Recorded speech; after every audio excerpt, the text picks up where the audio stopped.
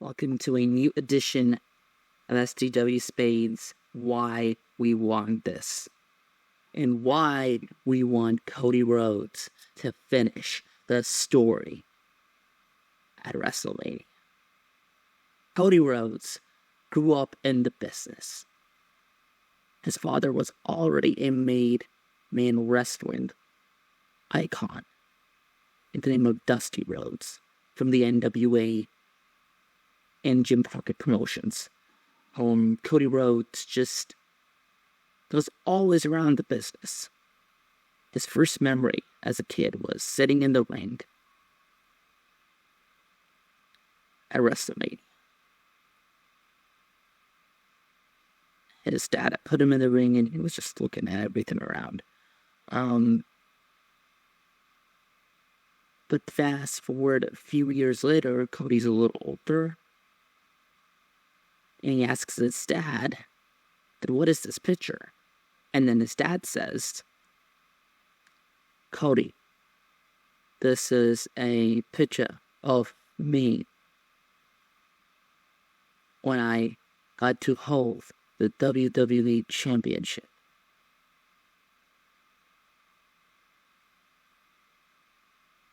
Cody was like, all right, Dad. Now, whoa. It's like, I didn't get to hold, I didn't get to win, I didn't get to take it home, I didn't get to keep that championship. Cody felt that. Cody felt that and he brought it in. Fast forward, Cody Rhodes. So fast forward, Cody Rhodes heads over to Hollywood. And at that time, in the early 2000s, started noticing that his dad was, well, he had some issues. Yeah, Dusty was working for Ring of Honor. Dusty was working for NWA, TNA, but it was not. And he did not make him feel that way, that they were broke. Cody started noticing they were broke. Cody then went on to Hollywood for to make a name over there. The sister couldn't. And then he told his dad that I want to get into the wrestling business. So soon he got in the wrestling business. But Dusty never looked after Cody. He told Arn Anderson to look after him. Told CM Punk, as we know now, to look after Cody Rhodes. And Cody began his career in OVW and met people like Sean Spears, who was one of his best friends to this day. Cody Rhodes was a young kid trying to make his name, and he talks this about himself too. Like, Cody really brings this up that I could call it too early. And Cody Rhodes now, this is 2007, he's just like this 22-year-old kid at that time, gets called up to the main roster. Randy Orton works with Randy a little bit. Does a little tag team with Hardcore Holly and other people and stuff, for an area as rookie or kind of stuff. Doesn't do something that's really effective on making him a main event caliber talent at that time. Cody Rhodes just absolutely stays in that position at that time.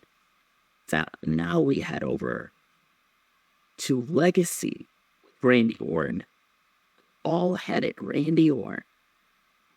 Pfeiffer, Randy Orton, and DiBiase Jr. So Cody Rhodes is with Legacy now, right? Cody Rhodes just keeps on getting better and getting groomed by Randy Orton, by whoever at that time, especially helped by Arn Anderson's kid that Randy Orton takes him under his wing. And Cody Rhodes in Legacy. Cody Rhodes in Legacy becomes at least something a little bigger, Him, Orton, and DiBiase destroying the entire roster, destroyed Triple H, absolutely. Cody Rhodes learn, and by 2010, Legacy finally breaks up. that's where Cody decides to go in a interesting change of character. Look at dashing. And here we are with the dashing son, Cody Rhodes, who's just arrogant, starts off as a pro in NXT, roams talent over. I think he grew, what is his name? Yeah, I believe so. If I don't get this wrong or not. He groomed Husky Harris, Bray Wyatt. Cody Rhodes did that. Cody Rhodes is pro, and he's grooming over these guys, just dashing. Cody was arrogant version of himself, He's just dashing and telling grooming tapes. And it was actually such a fun character. It had the nuances of being so fun that it was getting attention and it was getting some admiration and stuff. That's what I said, right? Yeah, it was getting some admiration. And then later on, in 2011, Cody goes from a dashing-looking man, he felt even more well and being a more hideous, hated, undashing Cody Rhodes. Now being undashing, the young chipper, Cody Rhodes, starts to do the likes of Ted DiBiase Jr. And yeah, this is the undashing Cody Rhodes. Has a great feud with Rey Mysterio and a fun match with Rey Mysterio with a good storyline. Rey Mysterio broke his face, made kind of sense. The paperback stuff was really good. It was so damn good. It was so entertaining. You need a paperback. You need a paperback. Everybody damn nears needs a paperback. And I loved it. It was just little nuances that just worked. Cody Rhodes became special, and it was getting over, in my opinion, as a wrestler with a crowd. Even hated, but still, they're putting a lot of attention on him. But this is where it was go a little downwards for the dashing to the undashing to another version of an evil side of Cody Rhodes, but smart, a scholar, with Damien Sandow. We're not going to hit on 2012. I know 2012 Cody must have been. He was there for just win Intercontinental Championships or something. That was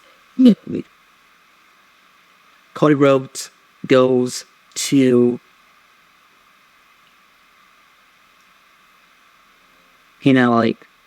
be a scholar.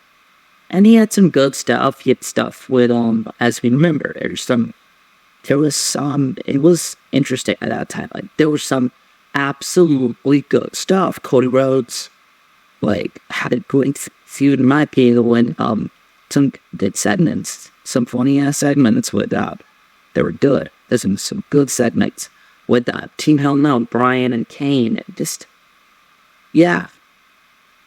And it was getting over. It was getting over. And when the breakup happened, that was the moment.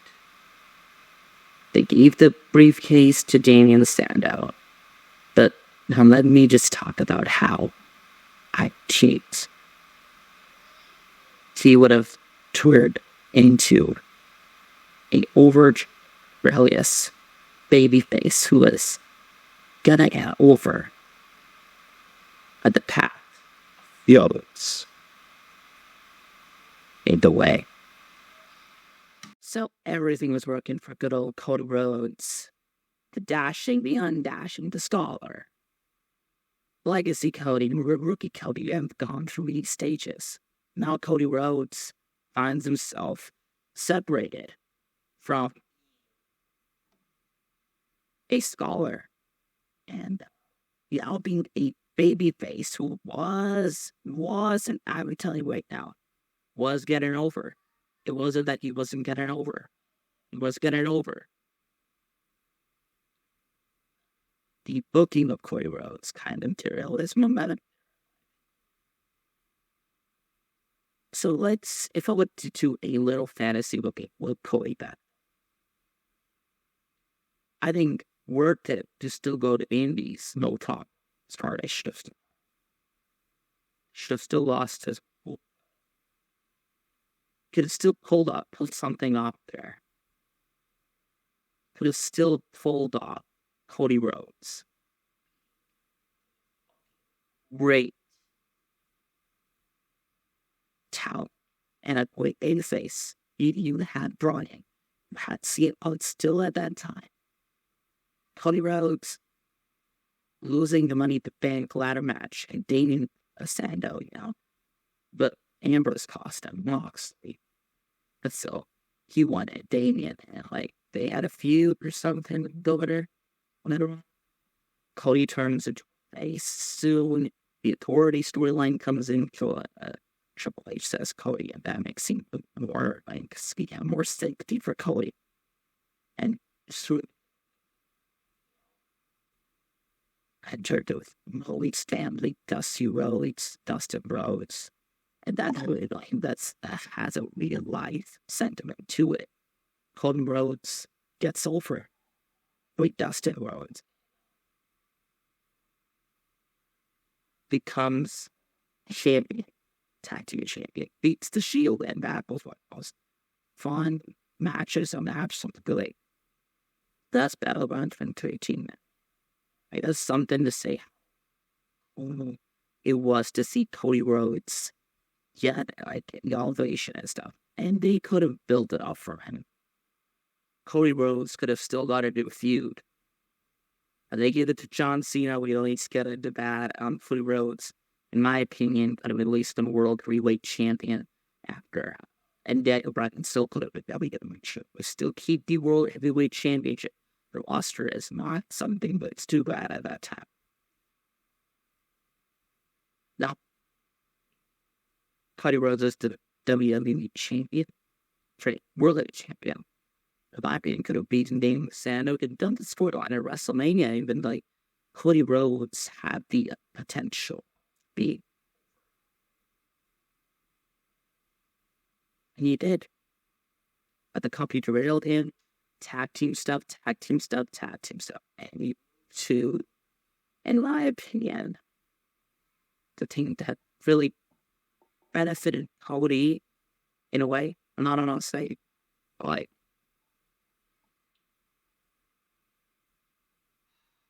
Cody felt that he's not special, and this thing made it feel that him being the son of Dusty Rhodes doesn't make a straight path to being this top successful star.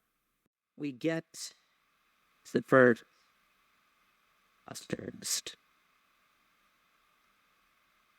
Stardust, man, just it's a given or taken situation there. Either he completely flops, or he becomes more special and a Stardust. And Cody Rhodes, when he was given to be that character at that time, the Vince creative thought him was a mini Goldust. They think of him as a cool Stardust character. He wanted to be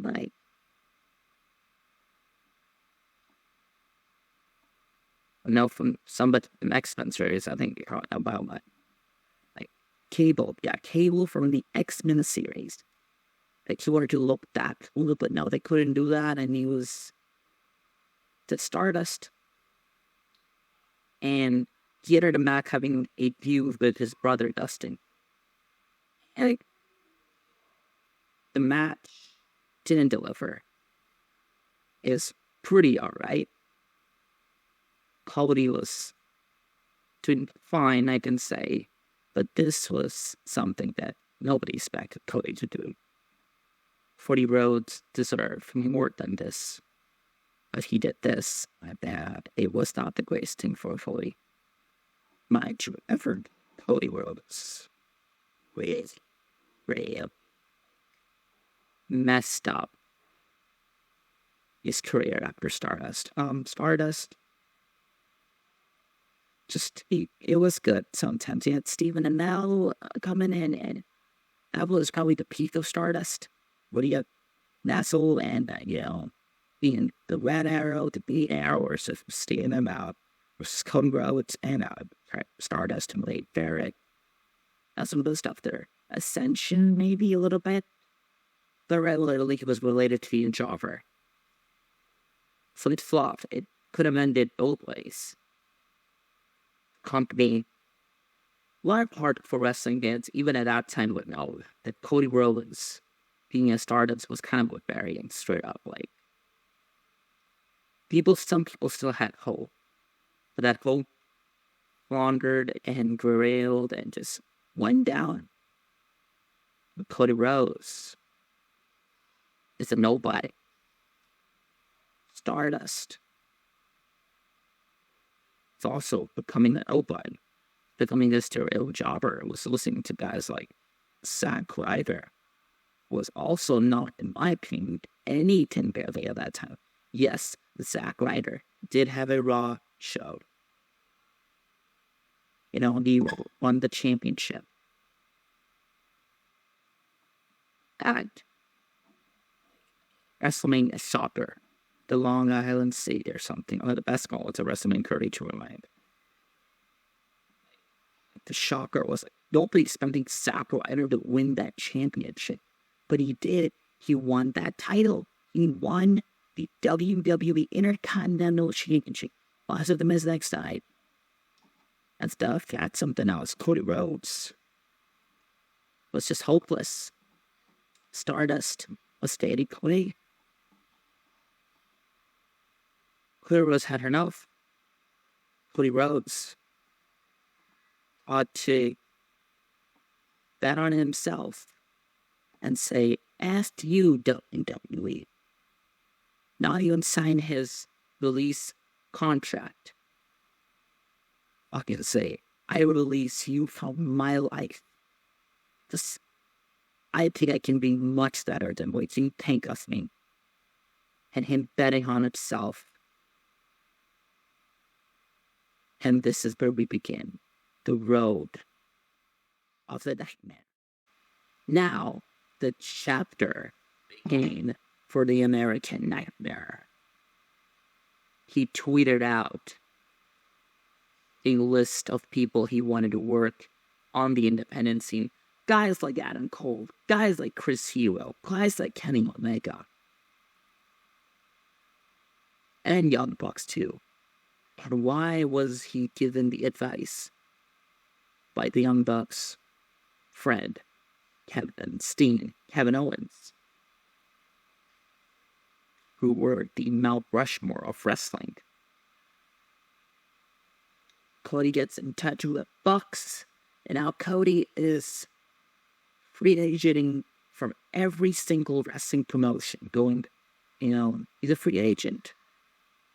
He's wrestling at every single promotion. He is Cody freaking Rhodes, who's gonna wrestle at every promotion, and the American Nightmare gets born, and he is showing up at every Indian promotion, and just, being cool Cody Rhodes and being this dastardly American Nightmare that everybody's loving it on the independent scene. Made so much buzz, and nobody had ever made on the indie scene. Even it got so popular that you had guys like Steven Amell showing up to Ring of Honor. Cody Rhodes gets this damn popular on the independent scene, and he just gets popular in wrestling in general. People get to know what Cody Rhodes is made up of. Later on, he debuted, he also debuted on Impact Wrestling with the American Nightmare song, Kingdom. The debut of Kingdom on Bound for Glory. He showed up at Bound for Glory. That Mike Bennett made a statement. He's here to put everybody down and make the biggest buzz on the independent scene. So Cody Rhodes then does some stuff in New Japan. He shows up in New Japan. He does some stuff in New Japan for sure, but we're going to get into that. But this was made so much buzz on the independent scene. Free agents from everywhere. Cody Rhodes was good at what he was. Eventually, invading Monday Night Raw with the Young Bucks and Bullet Club. The American Nightmare just can't be stopped. And the nightmare might get worse for the talent of Ring of Honor. Ring of Honor became the nightmare. Everybody. In with the American Nightmare. Cody Rhodes. Pecan, New Japan, making buzz on the independent scene. There was nothing Cody did. There was nothing Cody did. Absolutely made the most buzz he did on the independent scene. And now with showing up in New Japan. And then going to Ring of Honor, showing up in Final Battle 2016. And from there, in 2017, Cody just made more buzz. Now he works for New Japan. Now he's going after Kenny Omega. Now he's starting a civil war. He is invading Monday Night Raw as the Bullet Club. And obviously, I'm not sure up at the arena. Can't. He's showing up. He has the balls to show up. BTE footage. Doing some great shoot BTE stuff. Cody Rhodes just kept on getting over in the wrestling industry. And eventually he became a world champion in the wrestling industry. He became the Ring of Honor World Heavyweight Champion.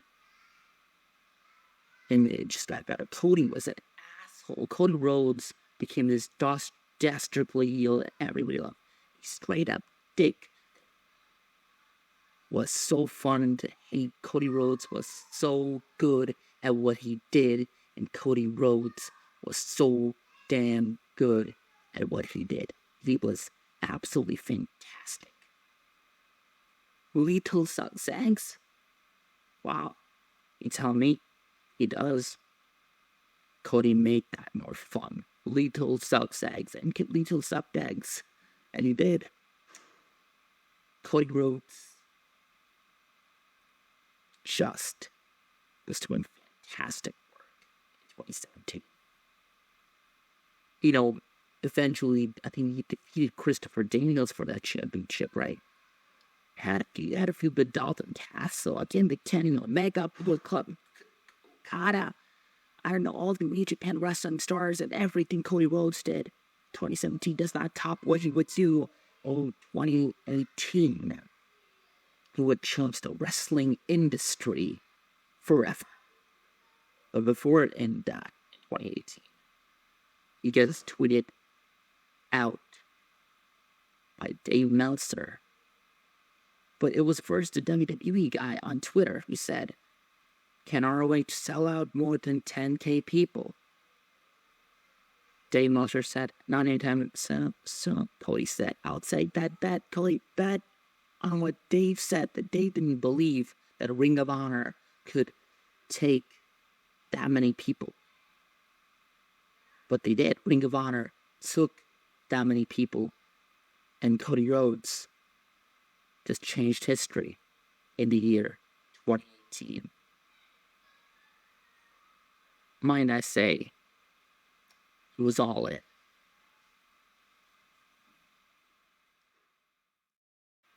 damn the wrestling industry, because this motherfucker went on to create the biggest show on the independent circuit ever. Sold out in a Sears Arena in Chicago, Illinois.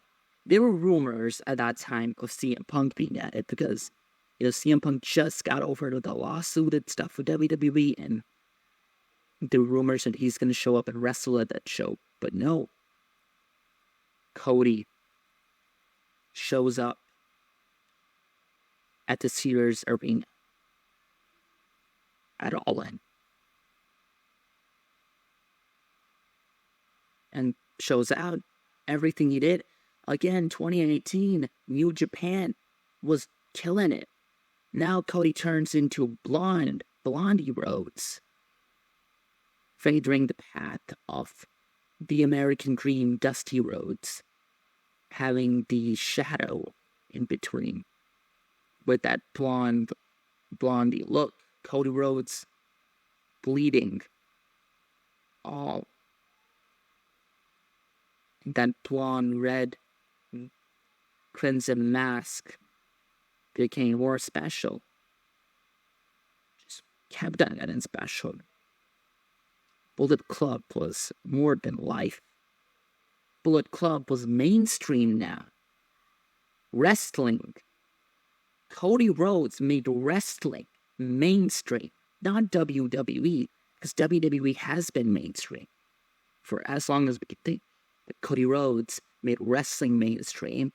You had one of the biggest paid actors and the biggest top shows in superheroes of all time. Arrow, Stephen Amell on the show wrestling and having a great match at All In. All In had so much eyes. And there was a billionaire who was there. And he just changed the trajectory of wrestling with Cody Rhodes. And being all fucking elite. Now Cody Rhodes is all elite. And Tony Khan and the Bucks and Omega and Hangman Adam Page, and starting off with Chris Jericho too as this big signing. Then with Jon Moxley, who was frustrated from all his creative differences in WWE, Cody Rhodes made it a great place for him to work and be a big success and make his name bigger than ever. Jon Moxley. Cody Rhodes was just absolutely shooting all cylinders. He was the fucking best at what he was doing. Having matched like Darby, being this possessed baby, being this baby that's overzealous that, like who is like a AVP, but who has kind of backstage controls everything, that he's gonna use it against him. He's gonna become WWE. He's gonna become AEW champion, sorry. But it worked for a bit. It worked for a bit, for sure. But in the pandemic, Cody started taking a shift, though he did start going on a TNT Open Challenge. But soon, Cody found himself floundered, confused.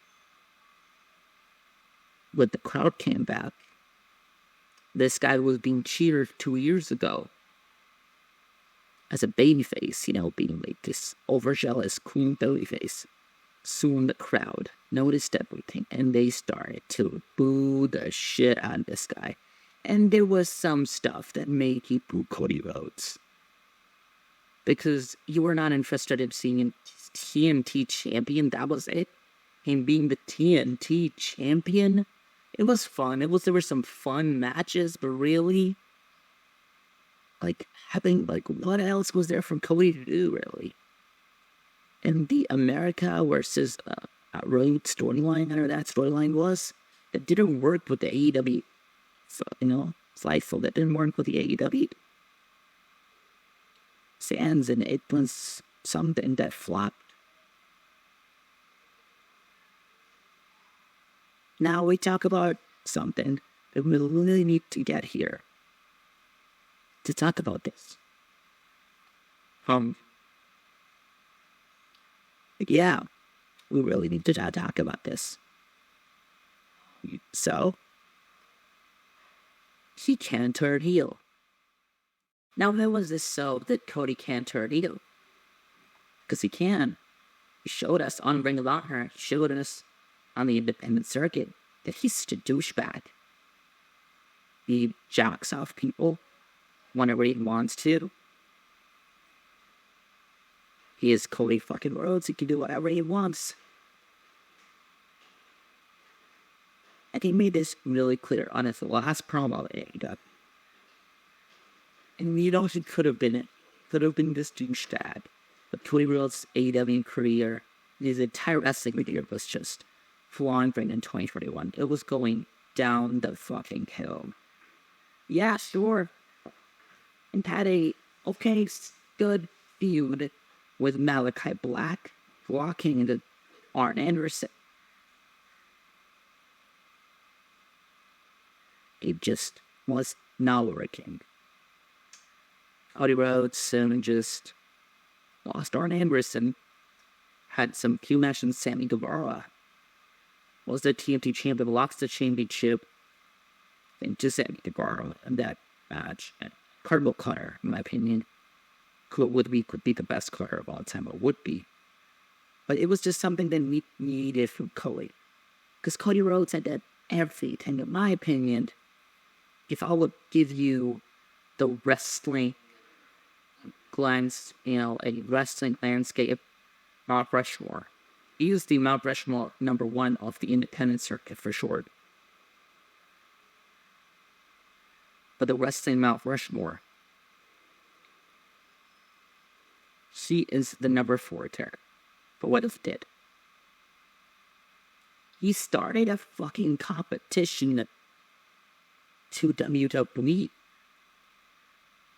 And in my opinion, a fun competition that was fun to watch.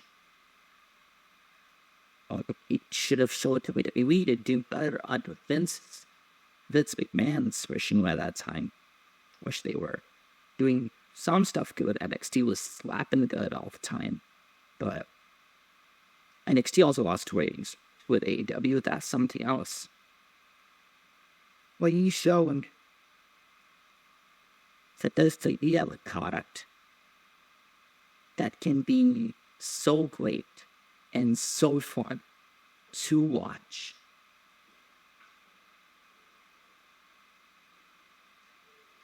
And it was, for a while it was really fun to watch. Got better in 2021. Overshadowed WWE's products straight up. Especially when bringing in guys like CM Punk in. But Cody did find himself doing something. People have arguments about this. Oh yeah, Cody could have done something. Cody could have gone heel, become champion, could have been AEW champion. And yeah, there is an argument as Cody Rhodes at the potential of being good. And as soon as we got that, text of it, we got that screenshot or whatever, Tony Khan announced that Cody Rhodes will be leaving AEW there with his wife, Brandy Rhodes. Both of them are leaving AEW. And both of them did leave AEW. And at that time, people thought, you know what, is this guy working us? Vince got to come back to AEW. Come on, where the hell is the WWE? The place where, and let me just get into that right now. The place where I need a Stardust. He's gonna go to that place. He's gonna control his narrative. He's working us because people thought this could be a big work by Cody Rhodes, turning heel finally. And Cody Rhodes made it abundantly clear in his last promo on AEW. He does not need to turn heel. Because every time for the worst of revolution that he created for wrestling, he set his own pipe bomb and lets it AEW sing down me to Cardinal because people cheer. People who have followed me always cheer me for what I have done. And he got cheered a bit. Because, you Cody. So Cody was gone from AEW now. Gone and dusted from AEW. How could he save his wrestling career? He had left AEW, the company he started to become the first competition since WCW, really. And without a show, this company was making so much buzz. Cody Rhodes left the company that he started.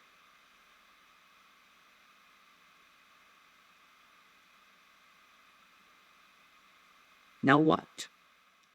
Well, now, rumors keep on coming out. Rumors circle around. Cody Rhodes is in talks with WWE, Bruce Pritchard, everything. He's in talks with WWE. Whereas as the line as people again expect that to be work. The rumors keep on circling. Seth Rollins doesn't have an opponent at WrestleMania. Cody finally ends up meeting Vince. They talk about his wrestling career in general outside of WWE. Talk about being a dad. Cody Rhodes then. This Vince system, tell you. Yeah. Storms is like, cool. And this is where he builds it. Rumors keep on circling more, and then becomes a Shane McMahon. What the hell, Shane McMahon? What? The guy who just messed up the Rumble? He's gonna show up in WWE again and got fired by his own dad for messing up the entire World Rumble? Was shameless? Shameless Shane? No way. Like, why? Like, why would they do that? Oh, people thought it was going to be Goldberg. Goldberg was still, in contracted by WWE at that time. People were like, oh, this is Goldberg. Imagine this has to be Goldberg. But as soon as WrestleMania sets the sun on Dallas on night one, the lights go out. Seth can be dancing, Seth can be shocked, Seth can be terrified now. For who the fuck is this? Or could it be the Fiend Bray Wyatt? Is Bray Wyatt returning to WWE? Then you hear word you never hear in WWE ever.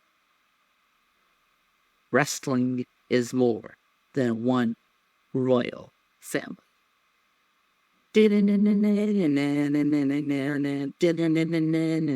Like, no way. No fucking way. This is MJF. This is somebody else. This is Tetron's trolling. This is WWE trolling us. No fucking way. And the American Nightmare logo pops up in WWE. And you're like, oh fuck, what the hell? No fucking way. And there it is. Showing up in the Cody Bader. And with the crowd going nuts, in my opinion, one of the biggest pop in all of wrestling, and then the coolest return in wrestling. And mind you, under a Vince creative version. Cody Rhodes ultimately shows up and becomes the best top babyface, beats Seth Rollins. She tells us about the story that I just told you about his dad not getting the title. He wants to win the WWE Championship. That's why he came right to WWE. Beats Seth Rollins 3 times, having a gruesome Hell in a Cell match. His pec gives off and he tears his pec. And gets injured, and he's out of action for the rest of 2022. Returns at the Rumble.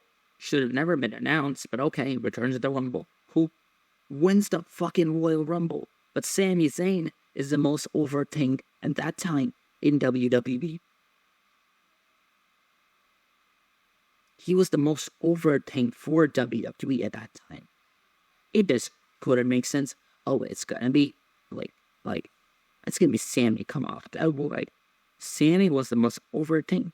Sami Zayn was the best thing. The bloodline was so cool.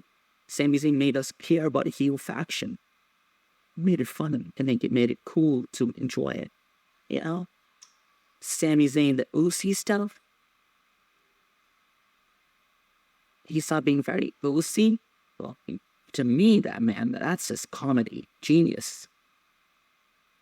Bloodline stuff was on top.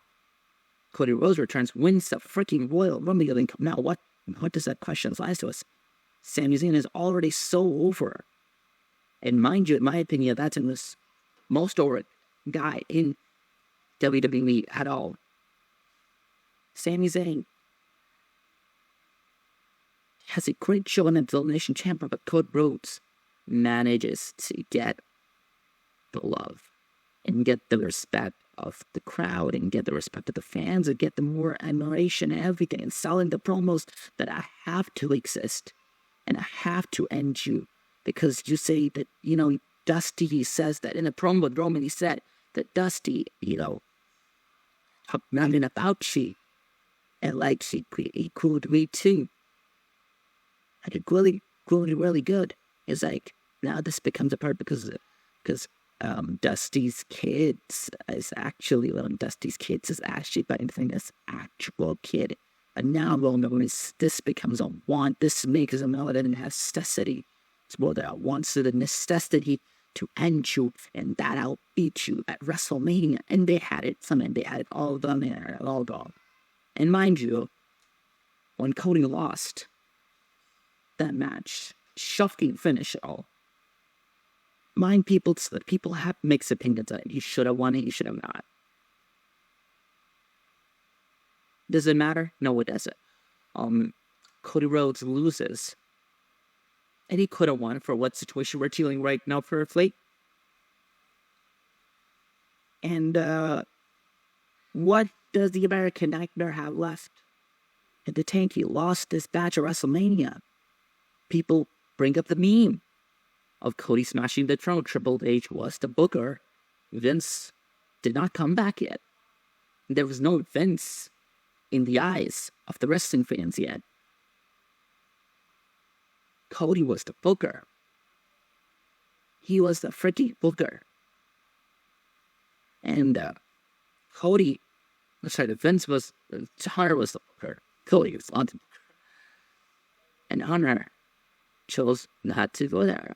He said that there's more fun to see the story play out. It fucking sucked that he said himself. It fucking sucks that he lost. It fucking hurts. But there's more to the story can be told. And we got into Brock Lesnar, where a lot of fans kind of saw him as a loser and stuff. All hardcore wrestling fans kind of Cody, what the fuck is this going on, Brock? Alright, Brock done. Dominic, Judgment Day, cool, that's gonna be done soon. Jay Uso reuniting with him, winning the tag team the segment at Fastlane with being all drunk and stuff. Cool, that done. War Games, participating in your Worst Games match, that done. Becoming undisputed tag team champions again, that done. So you done some fun stuff already in 2023. Good story they told. And this all led us to December, where he announces he's going to be in the Royal Rumble. I think in December, right? And mind you, and War Games CM Punk came back, here they go. Who's winning the Rumble? This Royal Rumble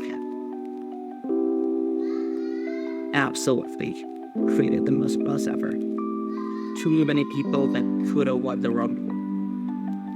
And the most choice that people thought it was there. It was CM Punk. And mind you, let's get into who shocked us. And what is finishing the story? It is vernacular. It is something that we have been hearing and saying it forever. And I just got into telling you all about Cody Rhodes' history and how he deserves this and how he has been through struggles and how it's been personal. It's been personal for Cody. Okay, it's been that personal for Cody. And you had The Rock just come out and say, get away from him. we're gonna really get into this, but really, this is a fun thing to talk about. That would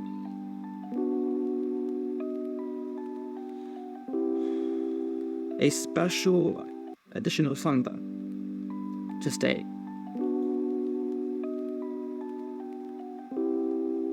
not a podcast probably, no, because I'm not talking about other stuff here, but to say this is an understatement is actually what? This is Cody's moment.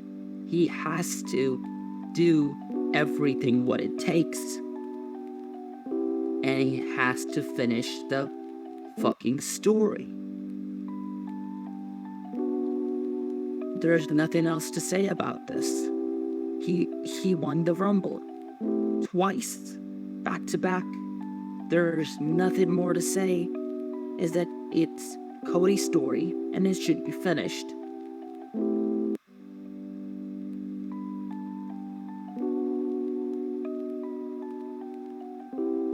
And by the way, I'm recording this for the press, so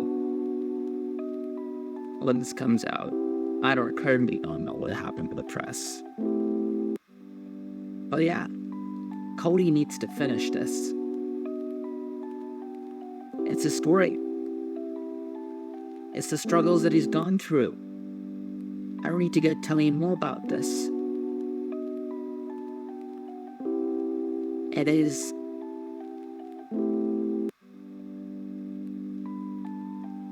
a story that we need to finish at Wrestlemania. He's pointing out Roman saying, I'm coming after you. And this is why we want Cody, because that's how good he is. He can make you believe that he is that good, and he is a genuine babyface. He cuts heartfelt promos and make you feel great.